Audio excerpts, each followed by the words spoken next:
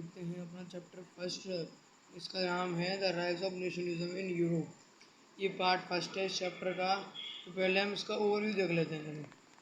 जैसे हमको पता है गवर्नमेंट की तीन फॉर्म होती हैं, मोनार्की, डिक्टेटरशिप और डेमोक्रेसी। मोनार्की वो गवर्नमेंट है जिसमें हम किंग और किंग की फैमिली राज करती है इस कंट्री पे, होल कंट्री पे, होल स्टेट पर।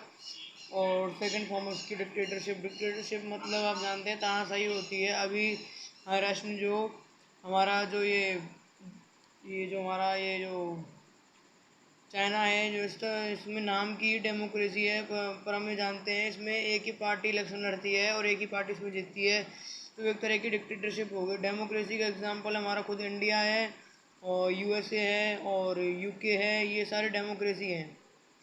यूके वैसे हमारा मोनार्की में आता है, परंतु जो वहाँ पर क्या है, कॉन्स्टिट्यूशनल मोनार्की है, वहाँ पर डेमोक्रेसी भी है और मोनार्की भी है। तो वहाँ पर दोनों चीज़ें पर ज़्यादातर वहाँ पर डेमोक्रेसी की चलती है।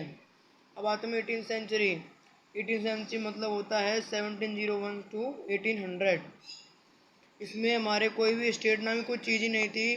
आगे कुछ जानते ही नहीं था कोई स्टेट होता है या फिर नहीं होता है। स्टेट नेशन स्टेट मतलब यहाँ पर पूरी एक कंट्री से है। और यहाँ पर 18th सेंचुरी में ज़्यादातर मोनार्की ही चलती थी, जहाँ पर मोनार्की में क्या होता है, rule of king and after his son.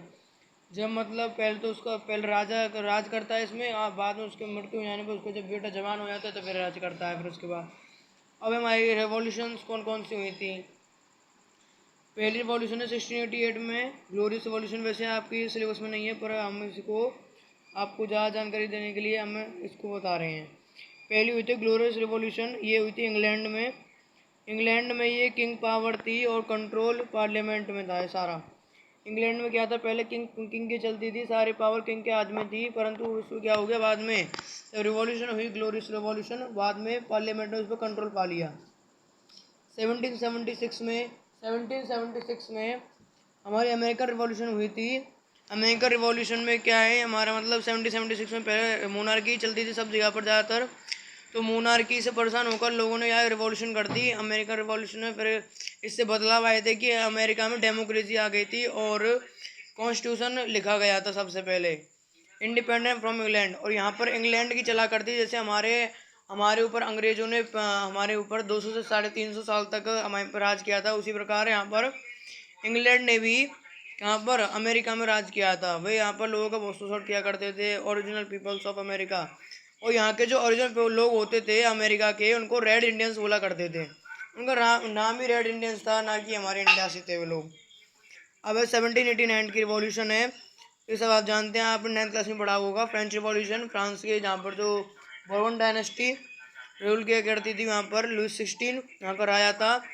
अब है 4th 1857, ये तो हमारी इतिहास की है, जहाँ पर रानी लक्ष्मीबाई ने रिवॉल्ट की थी। मंगल पांडे ने सबसे पहले इस शुरू की थी 1857 गदर, जब मंगल पांडे ने यहाँ पर एक ब्रिटिश सैनिक की क्या कर दी थी, हत्या कर दी थी। अब 1917 में रशियन रिवॉल्यूशन हुई थी। यहाँ के जो आपको पता है, ये भी 9th क्लास में आया था। रशियन रिवॉल्यूशन, मिनिस्टर राजपुतिन थे यहाँ के अफेयर, और इसका अफेयर किससे था, इसकी क्वीन से था यहाँ पर। और नेशनलिज्म हम अपने पार्ट का, हमारा ओवरव्यू खत्म होता है, हम अपने पार्ट की शुरुआत करते हैं अब। नेशनलिज्म क्या होता है, नेशनलिज्म होता है the feeling of love, devotion, sacrifice for the nation is known as nationalism. वह अपनी मतलब हमारे देश के प्रति अपनी प्यार की, समर्पण की और त्याग की जो भावनाएं होती हैं उसको क्या कहते हैं, नेशनलिज्म। तो अब हम देखते हैं इसकी शुरुआत जो हुई है। अब इसके बाद देखिए French revolution and idea of nation. सबसे पहले नेशन का आइडिया कब आया था हमारे पास, सबसे पहले नेशन का आइडिया आया था फ्रेंच रिवॉल्यूशन के बाद। हमारी 19th सेंचुरी में आइडिया ऑफ नेशनलिज्म इमरजेंस हुआ था of nation state. European different parts में, यूरोपियन कंट्री में तो पढ़ रहे हैं नेशनलिज्म राइज इन यूरोप में, तो पढ़ रहे हैं चैप्टर में। तो यूरोपियन कंट्रीज में डिफरेंट पार्ट्स में हुआ था पहले इमरजेंस, एंड डायनेस्टी रूल को ख़त्म कर दिया गया था। फ्रेडरिक सोरू यहाँ के थे, एक फ्रेंच आर्टिस्ट थे। इन्होंने 1848 में एक pact between the nation in name of, यहाँ पर बुक लिख दिया गलती से, यहाँ पर क्या है, एक ये नेम ऑफ पेंटिंग है जो इन्होंने पेंटिंग बनाई थी। इन्होंने सपना सोचा था किसका, वर्ल्ड डेमोक्रेटिक, पूरे संसार में डेमोक्रेटिक खुशियों को मतलब डेमोक्रेसी का, एंड सोशल रिपब्लिक, और सामाजिक रूप से रिपब्लिक होने का। इन्होंने सपना सोचा था एब्सोल्यूट। एब्सोल्यूट क्या होता है? एब्सोल्यूट होता है government will do anything in a country is known as dictatorship. मतलब एक गवर्नमेंट जो अपने मतलब क्या कहते हैं अपने देश में, मतलब अपने देश में कुछ भी कर सकती है, अपने अपने अनुसार कुछ भी कर सकती है, तो एक तरीके से वो डिक्टेटरशिप में ही आ जाएगी।